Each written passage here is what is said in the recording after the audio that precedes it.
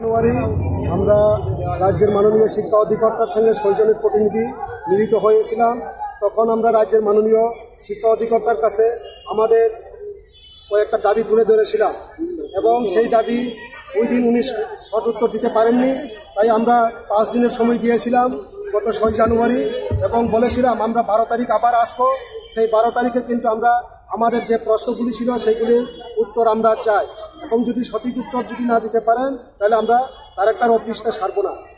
সেই সঙ্গে আমরা এও বলেছিলাম ৬ জানুয়ারি যে আমাদের আলোচনার সময় রাজ্যের মাননীয় শিক্ষা সচিব এবং আইন সচিবকেও পারলে যাতে ওই আলোচনা সবাই উপস্থিত রাখা যায়।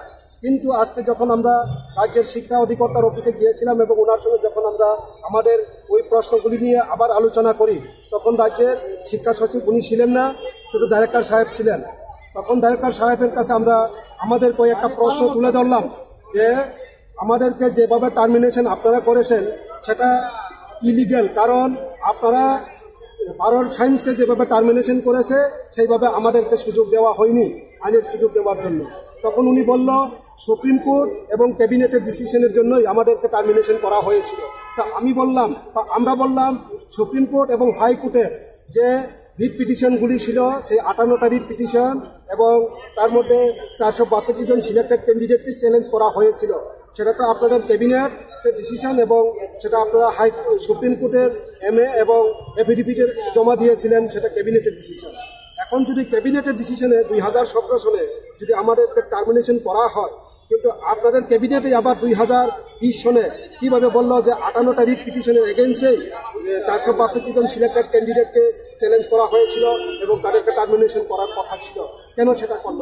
তখন একটা জায়গাটা উনি বলেছে ভুলবশত টার্মিনেশন হয়ে গেছে। আমরা বললাম আপনাদের ভুলের কারণে 10,000 ফ্যামিলি কেন এইভাবে পথে নামতে হবে?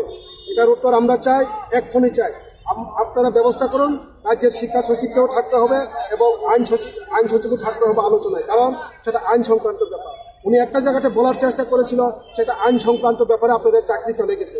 তো আমি বললাম যদি আইন সংক্রান্ত ব্যাপার নিয়ে চাকরিটা চলে যায় তো 262 আর 208 রিট পিটিশন এবং 281 রিট পিটিশন, যে 208 রিট পিটিশনে শুধু জেনারেল, SC এবং OBC পিটিশনার, কিন্তু তারা চ্যালেঞ্জ করছে ST সিলেক্টেড ক্যান্ডিডেটকে, সেটা কিভাবে আইনসঙ্গত হলো?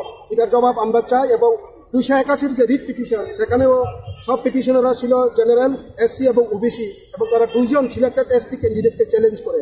তো জেনারেল, SC এবং OBC তারা কিভাবে ST ক্যাটাগরি থেকে সিলেক্টেড ক্যান্ডিডেটকে তারা চ্যালেঞ্জ করতে পারে? এখানে আইনের বৈধতা কোথায়? তখন উনি কোনো সঠিক উত্তর দিতে পারেনি। উনি বলল ভুল হয়ে গেছে, আপনাদের ভুল যেহেতু হয়ে গেছে ভুলটা সংশোধন করার দায়িত্ব আপনাদেরই। যাই হোক, উনি বলছেন আমি সেটা পারবো না, আগামীকালকে আমাদের সম্পূর্ণ আলোচনা হবে, তখন রাজ্যের মাননীয় শিক্ষা অধিকর্তা থাকবে, শিক্ষা সচিব থাকবে। আমরা এও বলেছি ওই আলোচনা সভায় যাতে আইন সচিবকেও রাখা হয়, তাহলে পুঙ্খানুপুঙ্খ আলোচনার পর যদি সরকারের কোথাও যদি ভুল হয়ে থাকে সেই ভুল সরকারকে উইথড্র করতে হবে। সেটাই হলো আজকে আমাদের আলোচনার মূল বিষয়।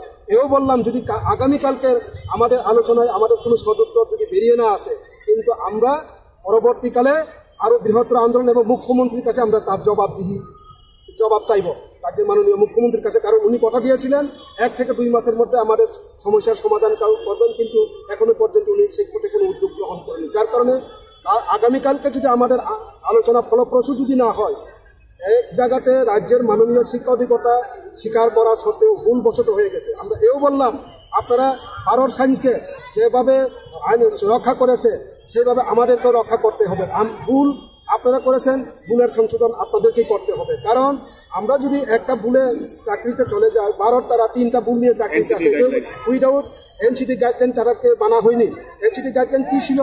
NCT গাইডলাইন শুধুমাত্র 2010 অগাস্ট যখন NCT নোটিফিকেশন জারি হয়, পরবর্তীকালে রাজ্য সরকার 2018 সনের 2012 জুন তারা মানব সম্পদ উন্নয়ন দপ্তর থেকে একটা সার পেয়েছিল। সেই সারে শুধুমাত্র প্রফেশনাল কোয়ালিফিকেশন এবং পার্সেন্টেজ অফ মার্কে সার দেওয়া হয়েছিল, কিন্তু টেট সার দেওয়া হয়নি। এই ভারত সায়েন্স উইদাউট টেটে কেমনে চাকরি করতে পারে? সেইভাবে যদি তারা ইলিগালি করতে পারে আমাদেরকেও কিন্তু আবার আপনাদের পুনর্বহাল করতে হবে। সেটাই আজকে আমরা রাজ্যের মাননীয় শিক্ষা অধিকর্তার কাছে তুলে ধরেছিলাম। তাহলে কি কালকে আপনারা লাস্ট সময় বেঁধে নিলেন? হ্যাঁ, আমরা আগামীকালকে বললাম 4টার সময় উনি বলেছে, আমরা বললাম 4টা না, আরও ফার্স্ট হাফে যাতে আমাদের আলোচনাটা যাতে করা হয়, কারণ সেকেন্ড হাফে হলে আলোচনাটা সেরকম হবে না। আমরা চাই ফার্স্ট হাফের মধ্যে। উনি আজকে আবার অ্যাপ্রোচ করবে রাজ্যের মাননীয় শিক্ষা সচিবের সঙ্গে, আর উনি যদি ফার্স্ট হাফে যদি সম্ভব হয় উনি আবার টেলিফোন আমাদেরকে জানিয়ে দেবেন, এইরকম বলেছেন।